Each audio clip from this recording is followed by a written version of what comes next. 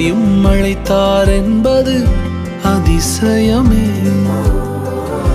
யாருமே நம்பா என்னை நம்பினாரே. அவர் கிருபையை நினைக்கையில் நன்றி மட்டும் வருதே. என்னை சுமப்பதை நினைக்கையில் கண்ணீரும் வருதே. அவர் கிருபையை நினைக்கையில் நன்றி மட்டும் வருதே.